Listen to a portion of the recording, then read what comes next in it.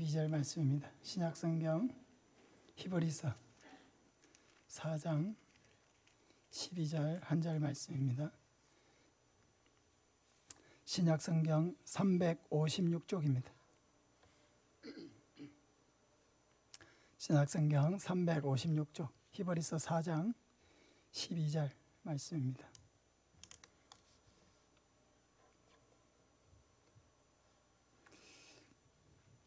우리 한 목소리로 같이 읽겠습니다. 하나님의 말씀은 살아있고 활력이 있어 좌우의 날선 어떤 검보다도 예리하여 혼과 영과 및 관절과 골수를 찔러 쪼개기까지 하며 또 마음의 생각과 뜻을 판단하나니. 아멘. 하나님의 말씀의 능력이란 제목으로 말씀을 전하겠습니다. 하나님의 말씀은 능력이 있습니다.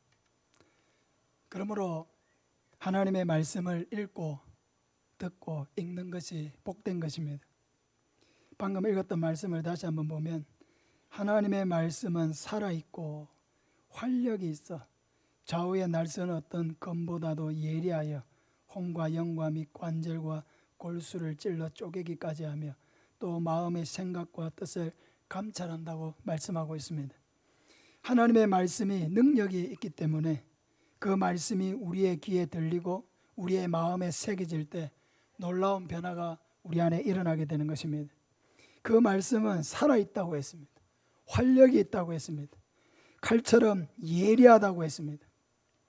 지난주에 우리 김명주 성도님이 학습 소감을 이야기하면서 이런 나눔을 했습니다. 때로는 하나님의 말씀이 나를 위로하시는 말씀 같고 때로는 그 하나님의 말씀이 나를 책망하시는 말씀으로 들렸다고 했습니다. 놀라운 고백이 아닐 수가 없습니다. 이런 능력을 나타낼 수 있는 것은 바로 하나님의 말씀이 살아있기 때문입니다. 하나님의 말씀이 내 마음을 감찰하고 있기 때문입니다.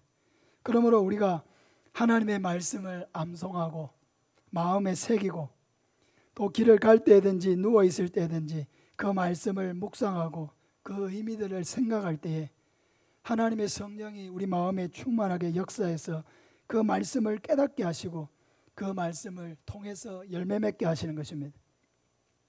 그럼 하나님의 말씀은 어떤 능력이 있습니까? 첫째는 하나님의 말씀은 예수님 안에서 거듭나게 하는 능력이 있습니다.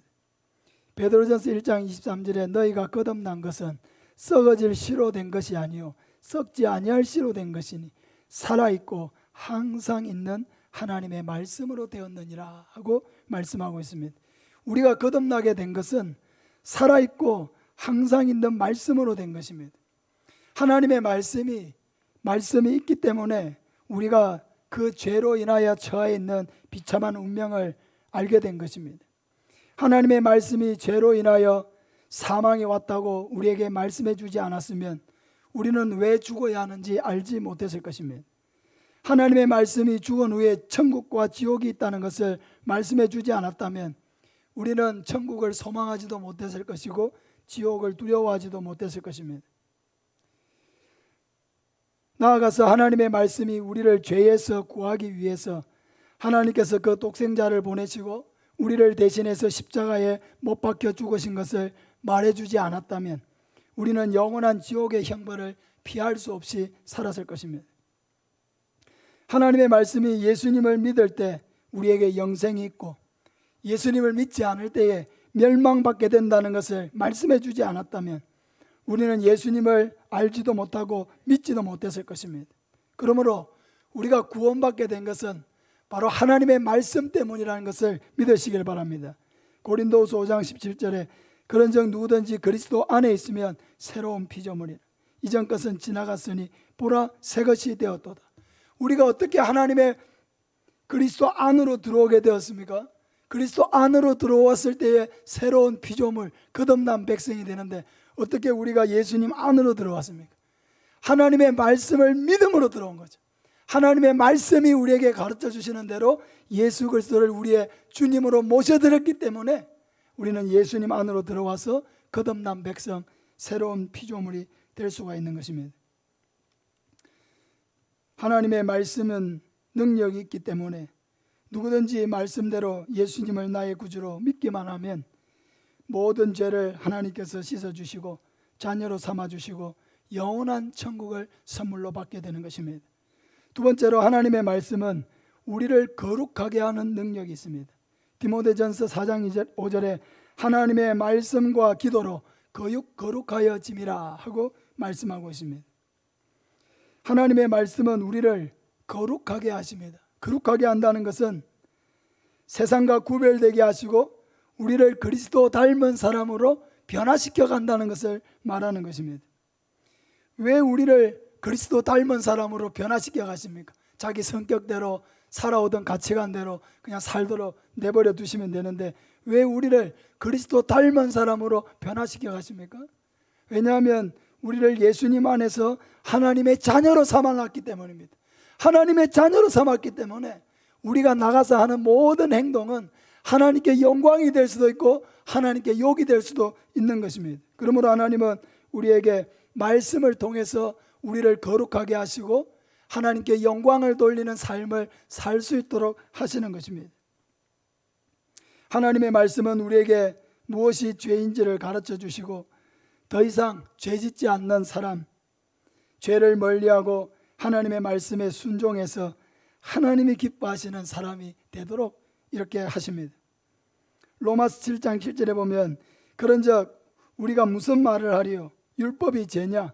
그럴 수 없느니라. 율법으로 말미암지 않고는 내가 죄를 알지 못하였으니 곧 율법이 탐내지 말라 하지 아니하였더라면 내가 탐심을 알지 못하였으리라고 말씀하고 있습니다.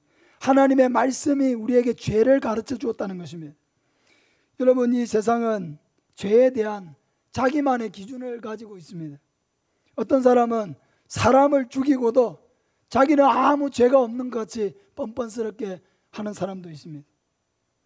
우리는 자기 기준에서의 죄가 아니고 하나님의 관점에서 죄가 뭔지를 알아야 됩니다. 하나님의 관점에서 죄가 뭐냐, 그걸 깨달아야 되는 것입니다. 마태복음 5장 21절 이하에 옛사람에게 말한 바 살인하지 말라, 누구든지 살인하면 심판을 받게 되리라 하였다는 것을 너희가 들었으나 나는 너희에게 이르노니 형제에게 노하는 자마다 심판을 받게 되고 형제를 대하여 라가라 하는 자는 공회에 잡혀가게 되고 미련한 놈이라 하는 자는 지옥불에 들어가게 되리라. 형제에게 라가라고 하는 말이 뭐냐면 쓸데없는 놈, 이 아람어로 쓸데없는 놈이라는 뜻입니다. 형제를 향하여서 이 라가, 쓸데없는 놈아, 이렇게 이야기를 한다는 것이죠. 형제를 함부로 깔보고 무시하고 미련한 놈이라고 말하는 이런 행위가 하나님 앞에서 얼마나 큰 죄가 되는지 성경이 분명하게 말하고 있습니다. 그것은 지옥불에 들어갈 만큼 큰 죄라고 말하고 있습니다. 그러므로 이 말씀을 듣고 읽는 우리는 이 말씀을 통해서 이것이 지옥불에 들어갈 만큼 하나님이 미워하시는 죄구나, 그걸 깨달은 거죠. 깨달으면 자연히 우리의 입술이 부드러워지고 거룩해지는 것입니다. 그러므로 우리는 할 수 있는 대로 많은 말씀에 노출되어야 합니다. 우리가 주일 오전 예배도 드리고 오후 예배도 드리고 수요 예배도 드리고 새벽 기도회도 드리고 또 목요일 날 모여서 기도회도 가지고 있습니다. 주일 낮 예배 드리는 사람과 이 모든 예배에 다 함께 동참하는 사람이 그 신앙이 같을 수가 없습니다. 하나님의 말씀에 여러 번 반복해서 노출되어서 하나님의 말씀의 빛이 내 마음에 계속 비추어서 자기의 죄를 깨닫는 사람과 주일에 한 번 그 말씀의 빛에 잠깐 비추어서 일주일 동안 이렇게 생활하는 사람 같을 수가 없는 것이죠. 그러므로 우리는 할 수 있는 대로 하나님의 말씀에 자주 노출되어야 합니다. 하나님의 말씀을 읽고 묵상하고 또 할 수 있는 대로 주일 오전 예배도 당연히 오고 오후 예배도 참석하고 또 수요 기도에도 참석하고 새벽 기도에도 나는 절대 새벽 기도 못한다, 그게 아니라 일주일에 한 번이라도 참석을 해보고 또 한 번 하다가 두 번도 해보고 두 번 하다가 세 번도 해보고 그렇게 하면서 많은 말씀에 노출되어지고 그 말씀을 붙들고 하나님 앞에 기도하는 삶을 살아갈 때 하나님께서 우리의 심령을 변화시켜서 거룩한 사람으로 만들어 가시는 것입니다. 하나님의 말씀을 늘 들을 때에 하나님은 성령으로 충만케 하시고 하나님을 두려워하는 마음을 주시고 악한 말을 하지 않게 하시고 나쁜 마음을 먹지 않게 하시고 하나님께 영광이 되는 생각을 가지고 결과적으로 하나님께 영광을 돌리는 삶을 살게 해주시는 것입니다. 마지막으로 하나님의 말씀은 우리의 사명을 깨닫게 해주십니다. 베드로전서 1장 9절에 그러나 너희는 택하신 족속이요 왕같은 제사장들이요 거룩한 나라요 그의 소유가 된 백성이니 이는 너희를 어두운 데서 불러내어 그의 기이한 빛에 들어가게 하신 이의 아름다운 덕을 선포하게 하려 하심이라. 여러분, 어두운 데가 어디입니까? 우리가 믿기 전에 사로잡혀 있던 죄악, 사탄의 권세, 지옥의 멸망, 이게 바로 어둠의 권세입니다. 그런데 하나님께서는 우리를 그 어둠의 권세에서 우리를 불러내셨습니다. 그리고 우리로 하여금 그의 기이한 빛에 들어가게 하셨다 했습니다. 그의 기이한 빛이 어디입니까? 천국이고 바로 영생입니다. 이런 은혜를 입었기 때문에 우리는 그러면 어떻게 살아야 한다고 합니까? 그의 기이한 빛에 들어가게 하시니 그분이 누구십니까? 하나님이시죠.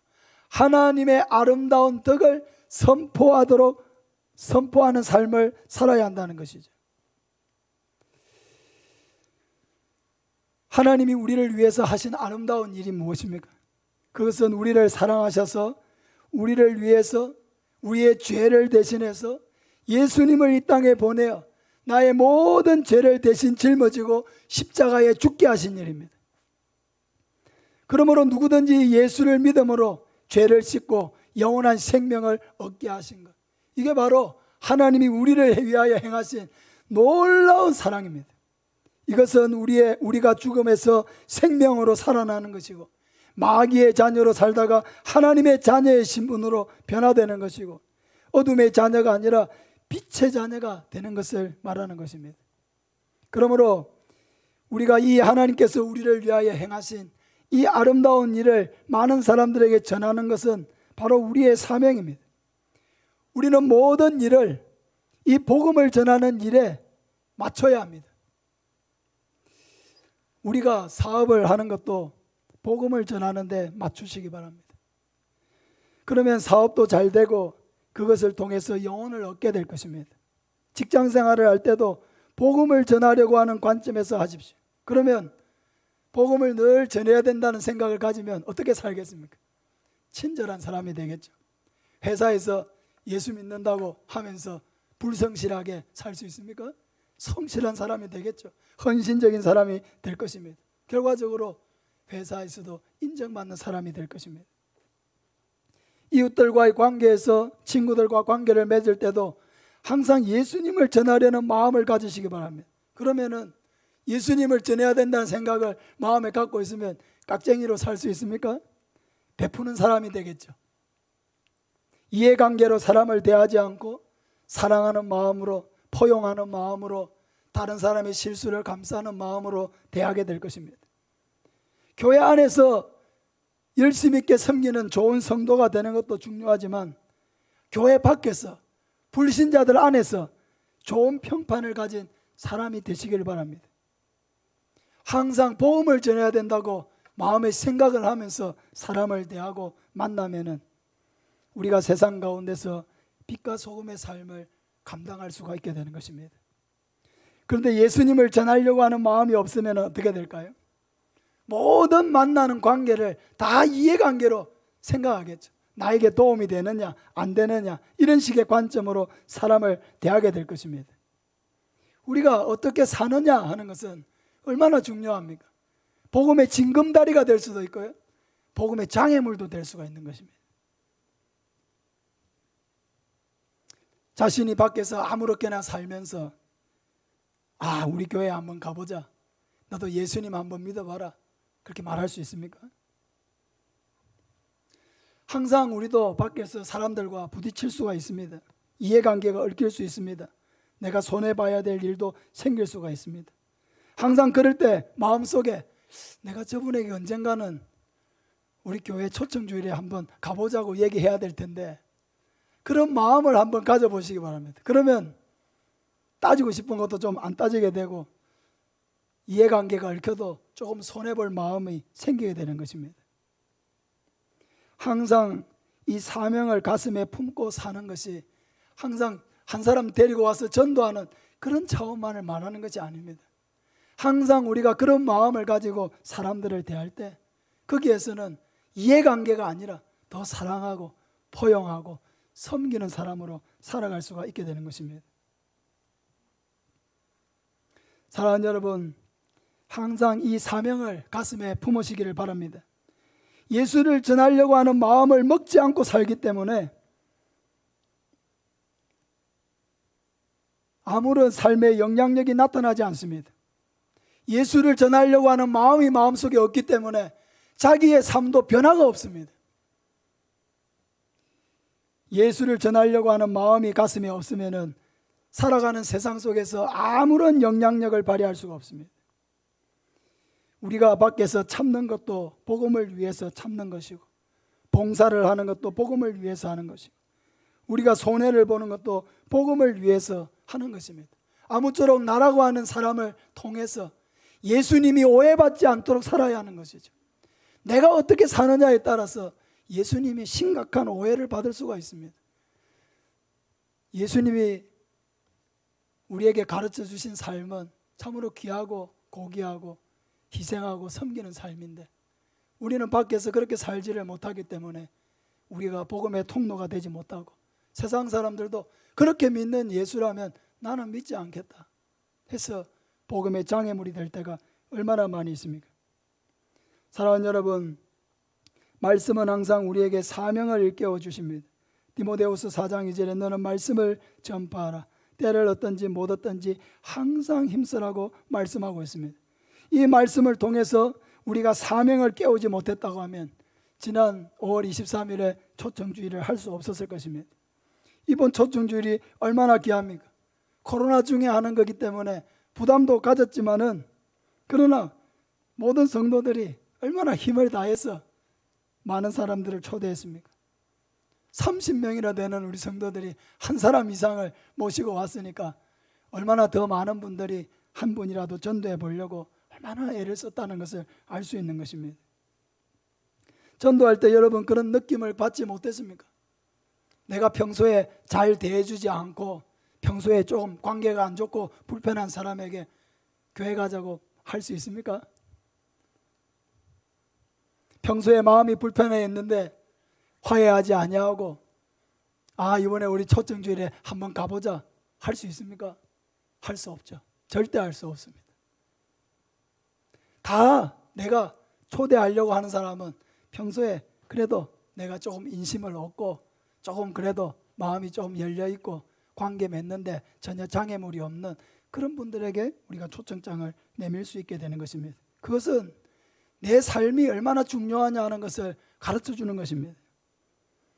초청주의를 통해서 예수님을 믿기로 하신 분들이 있으니까 또 얼마나 여러분 귀합니까? 한 영혼이 천하보다 귀한데 초청주일 한 번을 통해서 이렇게 예수님을 믿는 분들이 생기고 그들이 우리의 가족이 되고 우리와 같은 하나님의 은혜를 받아서 영원한 천국의 소망을 가지고 살게 되니 얼마나 감사합니까? 하나님의 말씀은 항상 우리의 삶을 하나님의 말씀에 맞추게 합니다. 하나님의 말씀은 항상 우리의 관심이 아니라 하나님의 관심에 집중하게 만듭니다. 하나님의 말씀은 항상 죄를 멀리하고 거룩한 삶을 살도록 촉구하십니다. 하나님의 말씀은 항상 우리에게 사명을 깨워서 내가 받은 은혜를 나만 누리고 사는 것이 아니라 우리의 삶을 통해서 섬기고 희생하고 사랑하고 봉사하고 포용하는 그런 삶을 통해서 우리의 삶이 복음의 통로가 되도록 하나님의 말씀은 계속 우리에게 일깨워 주시는 것입니다.